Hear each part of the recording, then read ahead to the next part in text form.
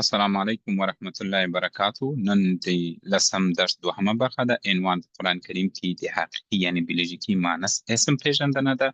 هر هغه چا چې زما د لسم درس لومړۍ برخه نه کتلي نو له هغو څخه مې دا هیله ده چې زما د لسم درس لومړۍ برخه وګوري، بیا به دا درس ورته اسانه سي. اعوذ بالله من الشیطان الرجیم. بسم الله الرحمن الرحیم. انا انزلناه قرآنا عربیا لعلکم تعقلون. سورت یوسف دوهم نمبر آیات ده. ترجمه یې داسې ده: بېشکه موږ قرآن په عربي ژبه نازل کړ چې تاسې پوه شئ او عقل وکاروئ. زموږ او ستاسې هدف دا ده چې د قرآن ژبه زده کوو، عربي ژبه زده کوو، په خپله ژبه یې زده کوو، تر څو موږ وکولی شو چې په قرآن کې تدبر وکړو او کله چې لمانځه ته درېږو هر هغه سورې چې زموږ په قرآن کې وایو د هغه په معنا پوه سو. نننۍ موخې مو څه دی؟ په قرآن کریم کې د حقیقي یعنې بیولوژیکي مانس اسم پیژندنه ده. په سورت القصص کې 1 نمبر آیات، په سورت تحریم کې 11 نمبر آیات، سورت تحریم 12 نمبر آیات. راځئ بس لای ته ځو. اعوذ بالله من الشیطان الرجیم. بسم الله الرحمن الرحیم. وأوحینا إلى موسی. سورت القصص 1 نمبر آیات یو برخه ده. ترجمه یې داسې ده: موږ د موسی علیه السلام مور ته الهام وکړ.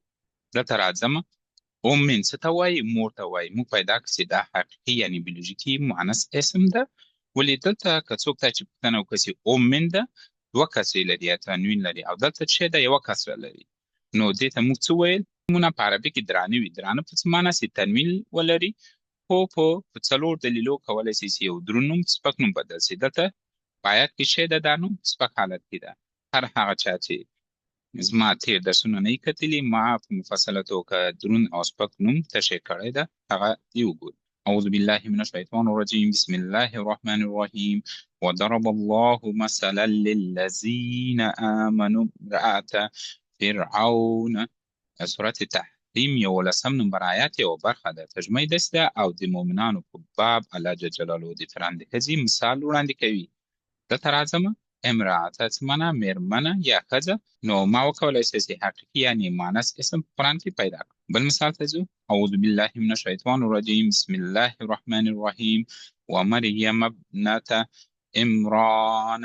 سورت تحریم 12 نمبر آیات یو برخه ده. ترجمه یې داسې ده: او د عمران د لور مریم علیه السلام. دلته راځم دې جدول ته. موږ وایو چې موږ غواړو په قرآن کریم کې د حقیقي یعنې بیولوژیکي مؤنث اسم وپېژنو. دلته راځم، ابنة چیش ته وایي؟ لور ته وایي. نو ما پیدا کړ چې په دې آیات کې دا چې د حقیقي یعنې بیولوژیکي مؤنث اسم ده. د نننۍ درس لنډیز په قرآن کریم کې د حقیقي یعنې بیولوژیکي مؤنث اسم پیژندنه مو وکړه.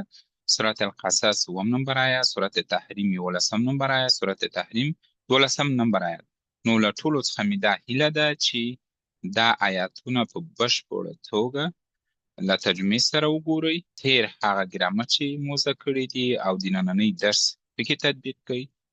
نو که بیا هم چیرې تاسې کومه پوښتنه درلوده کولی شئ چې ماته په کومنټ کې ولیکئ. یادونې: زموږ درس د قرآن کریم آیاتونو ګرامري تحلیل ده. وخت به هر ورځ له 5 تر 10 دقیقو پورې وي. منبع به قرآن کریم وي. خپلې ټولې یادونې او پوښتنې په کومنټ کې راته ولیکئ. نننۍ درس همدلته پای ته رسېږي. تاسې ته ښه وخت غواړم. په دعاو کې مه هېروئ. خدای پامان.